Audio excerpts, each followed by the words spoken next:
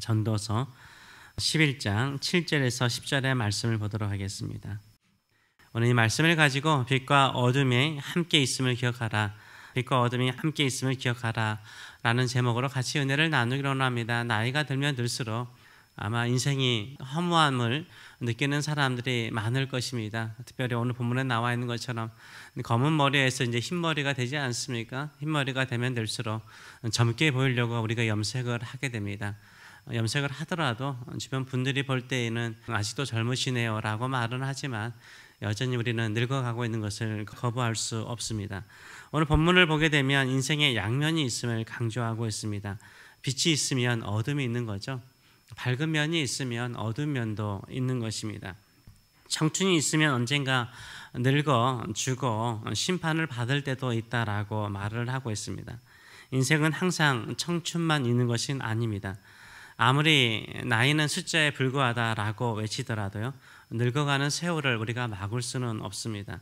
얼굴에 생기는 주름이나 검버선을 막을 수는 없고요, 약해져가는 관절들 그리고 구부러지는 어깨를 우리가 다시 세우기란 쉽지 않습니다. 그러나 늙은 노인들에게도 한때는 잘 나가던 청춘이 있었던 거죠. 빛과 같이 찬란했던 시절이 있었습니다.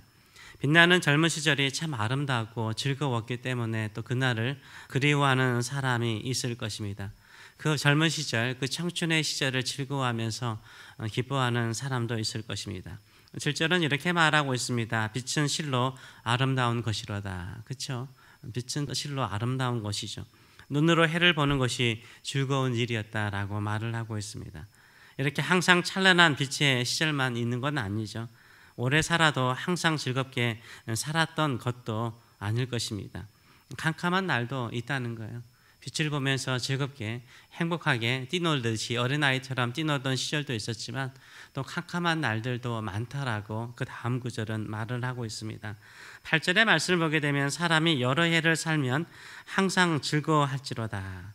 잘 살고 있으면 즐거워할지로다. 그러나 캄캄한 날들이 많으리니 그 날들을 생각할지로다. 다가올 일은 다 헛된 도다라고 말을 하고 있습니다. 한마디로 말해서 헛된 일이 되지 않기 위해서 캄캄한 날들이 있음을 늘 기억하며 살다라는 것입니다.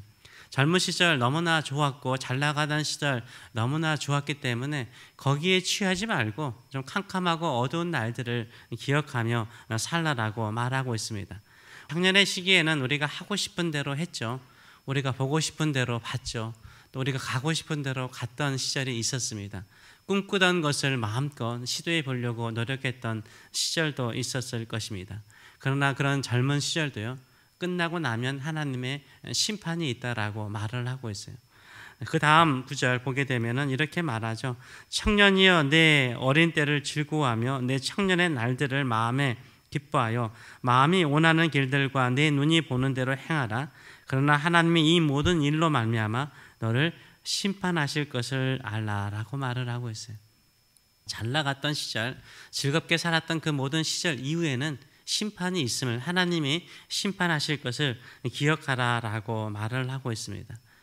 그래서 결론은 딱 한 가지입니다. 하나님의 심판이 있음을 기억한다면 청년의 시절, 해의 시절에도 즐거워할 뿐만 아니라 캄캄한 시절, 힘들고 어려운 시절에도 하나님의 심판, 하나님의 계심을 늘 기억하며 살라라고 말을 하고 있습니다.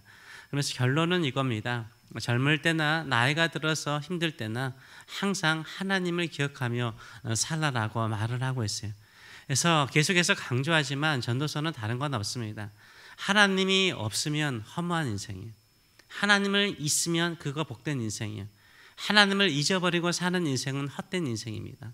하나님을 기억하며 하나님을 생각하며 사는 인생은 복된 인생인 줄 믿습니다. 이런 마음을 가지고 살아가시는 저와 여러분 되시길 축원합니다. 그래서 11장의 10절 마지막 구절은 이렇게 결론을 내리고 있습니다. 그런즉 근심이 내 마음에서 떠나게 하며 악이 내 몸에서 물러가게 하라. 어릴 때의 검은 머리의 시절이 다 헛되니라 라고 말하고 있어요. 이 젊은 시절에, 이 검은 머리 시절에 인생이 헛되지 않기 위해서, 뭔가 빛된 인생을 살았던 그 시절이 헛되지 않기 위해서 두 가지를 제거하라 라고 말하고 있어요. 하나는 뭡니까? 네 마음에서 뭘 제거하라고요? 근심을 제거하라. 우리 마음속에 근심이죠. 근심, 마음속에 있는 근심을 제거하고 우리 몸에서는 뭘 제거하라고요? 악을 제거하라라고 말을 하고 있습니다. 한번 생각을 해보세요. 우리도 인간이잖아요. 마음의 근심이 제거되나요? 내가 열심히 나 근심하지 않을 거야, 걱정하지 않을 거야. 근심하고 걱정하지 않으려고 애쓴다고 그래서 근심과 걱정이 사라지던가요? 근심과 걱정은 거의 안개와 같습니다. 아침에 생기는 안개와 같은 거예요.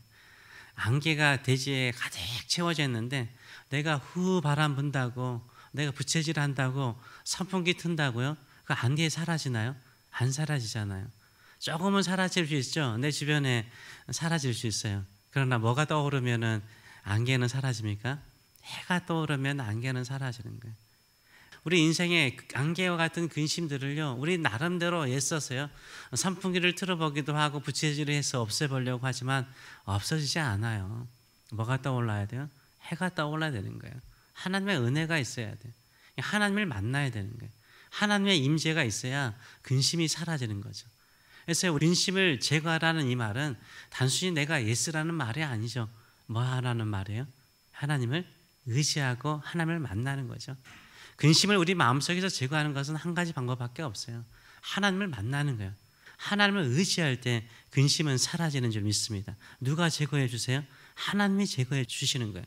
그래서 내 마음에서 근심을 제거하는 것은요, 하나님을 통해서 제거하는 거죠. 그게 하나님을 의지하는 것인 줄 믿습니다.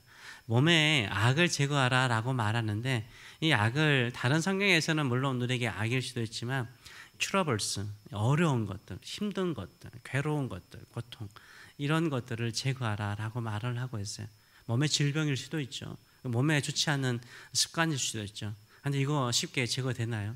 우리 몸의 습관도요, 한두 해에 이루어진 게 아니잖아. 습관이 아니잖아요. 수십 년 동안 쌓였던 습관이기 때문에 그 습관 하나 고치는 것도 우리 힘으로 할 수가 없더라고요. 질병도 그렇잖아요. 의사들이 고치는 병도 있긴 하지만 많은 병들은 고치지 못해요. 약을 통해서 뭐 하는 거예요? 그냥 악화되지 않도록 해주는 것뿐이에요. 고칠 수가 없는 거예요. 그런데 그것을 고칠 수 있는 분은 누구시죠? 예수님이시잖아요. 하나님이시죠.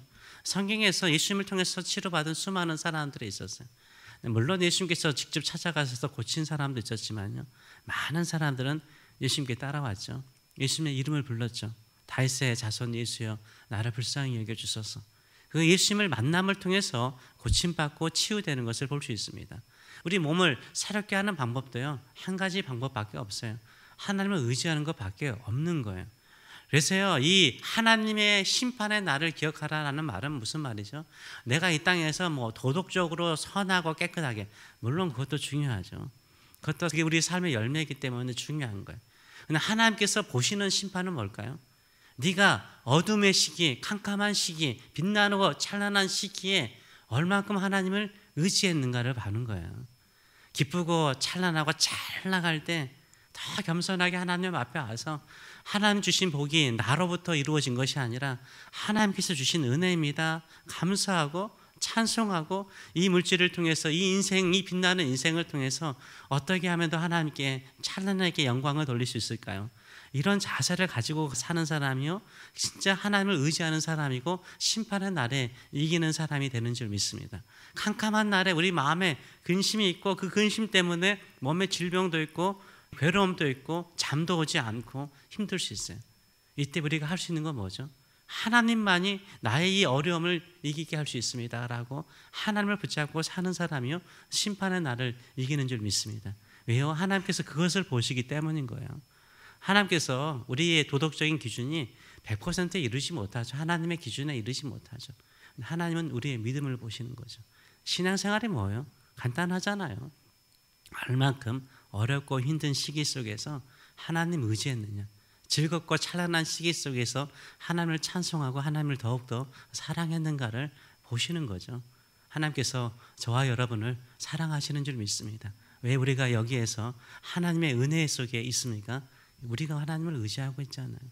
새벽에 일어나서 이렇게 기도하며 하나님의 은혜를 구하잖아요. 하나님의 도우심을 구하잖아요. 하나님의 보호하심을 구하잖아요. 하나님 없이는 살아갈 수 없습니다.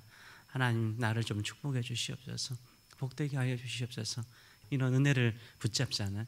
이게 바로 하나님을 의지하는 것이고 우리 힘으로 떨쳐버릴 수 없는 근심과 어려움을 하나님의 능력을 통해서 해결받을 수 있는 줄 믿습니다. 이런 믿음을 가지고 주님을 의지하시는 저와 여러분 되시길 축원합니다. 기도하겠습니다. 살아계신 하나님 아버지, 은혜를 감사드립니다. 청춘의 시절에 그 찬란했던, 그 빛나던, 즐거웠던, 행복했던 시절도 다 지나가고 캄캄함이 몰려오고 인생의 모든 무거운 짐들이 내 어깨에 몰려올 때 우리는 쓰러지고 근심하고, 심지어는 몸에 질병도 생기고 또 마음의 근심으로 인하여서 인생을 허탄하게 볼 때도 많습니다. 그러나 그것을 통해서 주님 의지합니다. 더욱 의지합니다. 세월 지나가면 갈수록 주님 더욱 의지합니다. 주님만이 우리의 도움이시고, 주님만이 우리를 회복하실 수 있는 회복자이시고, 우리에게 복을 주시기를 기뻐하시고 우리의 삶을 기쁨으로 받으시는 줄 믿습니다. 오늘도 그 마음으로 이 자리에 왔습니다. 하나님의 심판이 무서운 것이 아니라 내 평생 살아가면서 하나님 의지하지 않고 사는 우리의 순간순간이 죄송할 뿐입니다. 오늘도 하나님께 의지하는 마음으로 왔습니다. 도움을 구하는 마음으로 왔습니다. 하나님만이 나의 도움이시요, 하나님만이 나의 힘이시요, 하나님만이 나의 전부이심을 고백하며 나갑니다. 축복하여 주시옵소서. 일으켜 세워 주시옵소서. 찬란하게 빛나게 하여 주시옵소서. 하나님의 아름다운 빛을 반사하는 빛된 인생 될 수 있도록 축복하여 주시옵소서. 감사드리며 예수님의 이름으로 기도하옵나이다. 아멘.